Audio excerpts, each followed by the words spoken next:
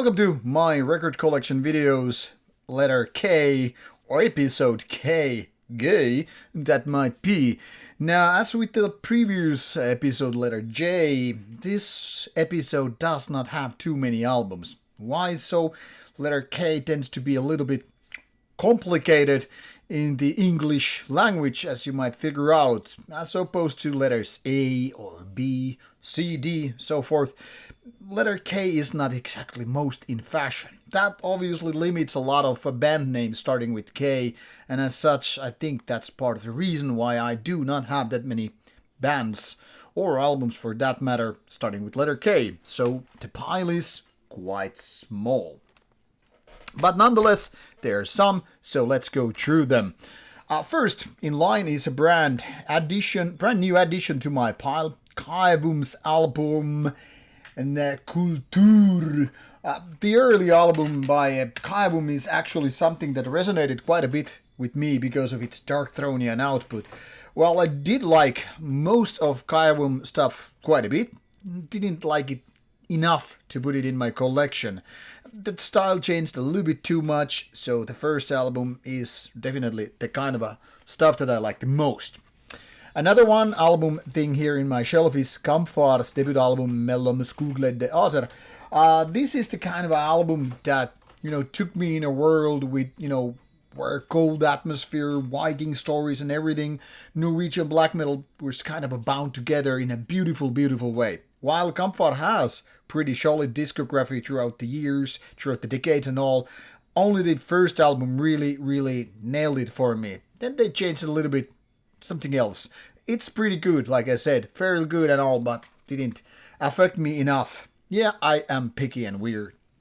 Then something less known bands is this band called Karna. This is from Russia, if I remember correctly. This is one of those bands that I have never ever heard of until I got this for review many, many years ago. I'm thinking must have been closer to 20 years or whatever, 15, whatever. And this is a beautiful, combination of kind of a black doom and ambient. I recently, obviously before I made this video, went through these all albums and I was like, could this be that good that I remember it to be, because I haven't been listening to it for ages. And yeah, it was really surprising and refreshing. Like, wow, this album is actually that good. I'm gonna keep it. Then another one album thing is from Sweden, Catatonia. Now the first Catatonia stuff is fairly good too, but it's different. And after this album, Brave Murder Day, the style once again changed. So, wasn't exactly my cup of tea, but Brave Murder Day hits all the right spots. It's near perfect album with a little bit of flawness in the mix, but perfect growl vocals, this very depressive melodic output, which only Swedes can do properly, I guess, is something that resonated. It wasn't, this black metal thing, it wasn't this death metal thing, it wasn't definitely that kind of a dark gothic whatever thing they did later on, but this is like where it just like falls in beautifully. Really, really great album, and that's why it deserves to be here. Unfortunately, I don't enjoy the rest of Catatonias that much, but I will eventually give it the discography a full go and a new chance to convince me if there are some other ones, but that shall wait for now. Something great from Germany comes Catharsis. For some reason, I never got to buy the third one, but these two albums, especially 666 back in the days, made a big impact on me with this rather Darkthronian thing. You might say, yes, Clandestine Blaze is quite Darkthronian too, and Catharsis has a little bit of that too, but in a way, this is closer to Darkthrone, but without being craft. And I remember 666 was something like originally released something like limited to 200 copies on vinyl, and obviously I wouldn't get it. I didn't even have a working vinyl player back in the days, and I was like, I want a CD, but CD wasn't available. So I remember grabbing a copy of it, as MP3, and I was like, man, I wish I could have this on physical copy in my collection and not just, settle with MP3s. And eventually it came out on CD, and I was like, fuck it, yeah, I'm gonna get it. And the second album is roughly as good as the first one, so something that I can still cherish, enjoy a lot. Too bad the band went and decided to disband. But it is what it is. Something of my favorites coming from the dark ambient scene is Kerovnian. I don't even remember which country this is originally from. Something European it was, definitely. I think it was the second album from the Depths of Heron. And then I got also like this debut album a lot. It's for me like something like very, very haunting dark ambient, as if ghosts were speaking, and very, very like spirit infested dark ambient. So different from those of rather industrial nature. I really liked it all the way back in the days, even if some of my friends were like, why do you like that? It's not proper dark ambient or whatever. But I'm like, this really resonates with me a lot and still does some almost 25 years later. Really great dark ambient stuff, among my favorites with bands like Lull and whatever. And then totally surprise come with this album or MCD, Kethak.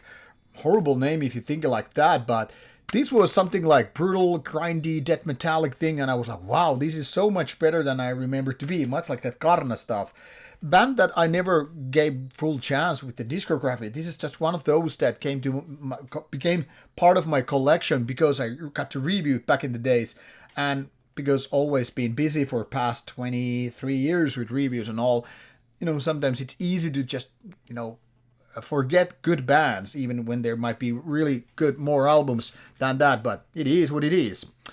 Part of the review copies I got for my collection is also 3 albums by Ketsa. I decided to, however, keep only this album in my collection. I mean, all of them are good, and these reissues by Metal Blade are definitely worth owning. They're beautiful and all, but somehow the other albums, while they are good, they didn't do that big impact on me as the earlier works, which is kind of a black thrashian thing. Really great stuff still, so worth owning for me. Then something that I have a few albums is this Norwegian black metal band Cold, and I have decided to invest my money in these best ones. I'm not saying that they have a weak album. In fact, all of their albums are at least fairly good, but these albums, the 4 I have, including the debut album and their latest album and something in the middle, Cold's mid-tempo black metal is kind of a very mesmerizing, hypnotizing. There's something like how it resonates in a different fashion than those more aggressive or more evil sounding bands. But yeah, it's something that really clicks me the right way, both live and as well as albums. And fairly nice guys too. I got to interview them a couple of times, once with Toulouse and once with Cold. So yeah, why not to like them? I really do. One of those bands that I originally liked so many years ago, maybe 25 or whatever, is Christian from Brazil. But the album Black Force Domain or whatever, I got rid of it eventually. Didn't do that much for me. And then along the years, this review album came to me and I was like, wow, this is so much better than I remember to be. So it became part of my collection. And much like some other bands I mentioned earlier here, it has been like, why I haven't given Crisium a proper chance with the whole discography and all. I mean, there might be some jewels I have missed over the years. So it's kind of reminding me of that too. Then some lesser known good black metal coming from Finland is Cryptamok. I have these 2 on CD and then at least 1 album on vinyl. And this is one of those underrated or more like less known Finnish black metal bands that never gets to mention, even though it's a really, really good project. Mainly a solo driven project, but there are at least a couple of other guys, including our drummer from Nightside, doing the drums for this. And this is something that kind of, in my opinion, is the peak Finnish black metal, better than, Hornas and lots of other bands, with its very cold, very Finnish sounding, evil, traditional second wave black metal. Really good stuff. And it seems some of my albums are not here in total alphabetical order, as we just jumped from Cryptamok and then getting back to bands like Gold Brann from Norway.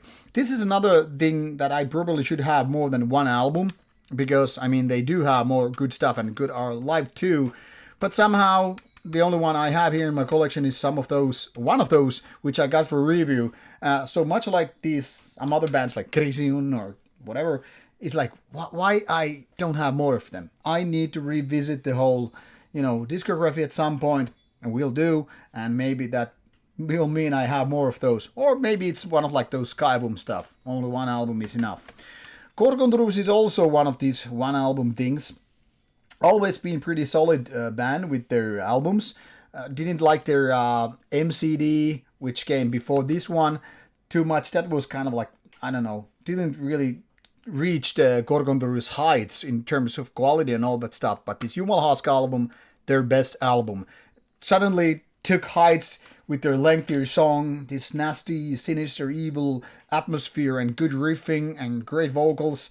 So yeah, and of course, been a pleasure to play with these guys like 4 times live. And they're really great guys, do good music and good live band too. And really, really top-notch vocals. Then, I guess, alphabetically, last of the pile goes to Australia with Kruna. Their other stuff is fairly good as well, but nothing goes as well as this album, which I have reviewed when it came out, and I still really, really like it a lot. It's more of those modern but still traditional black metal ones, but, more these days sounds rather than 1990s or whatever. But this pushes basically all the right buttons in the right order. Whether it comes from production or riffs or melodies or vocals or whatever, it's just black metal done right. So definitely one of those bands that is kind of underrated because it's not that known. But I think if more people would listen to that band, they would be like, wow, you're absolutely right. We need to give more credit to Kruna. So, like I said, this pile of K is fairly small because I am very picky, and maybe I have missed some of the great stuff by these bands I presented to you, and that will be fixed. But first, doing those retrospective videos of bands I have interviewed before going for more of these. But now you know a little bit more. If I'm missing something essential, please let me know. There's some key bands in letter K which I should know, which I should have. Maybe you will suggest some of the names which I will tell, yeah, it isn't good enough for me. Or maybe you will have some great ideas like, you should totally check out this band, and then I will like, interesting. So let me know, what are your favorites from the letter K? Do you have certain key bands, great favorites or whatever? Or is this video giving you some ideas what to check out? You will find quite a bit of reviews of these bands in Rauta's review links, which is of course included in the description box. So give it a go, and I hope you will enjoy some of these albums, and very much welcoming yours too. Now off you go, bye bye.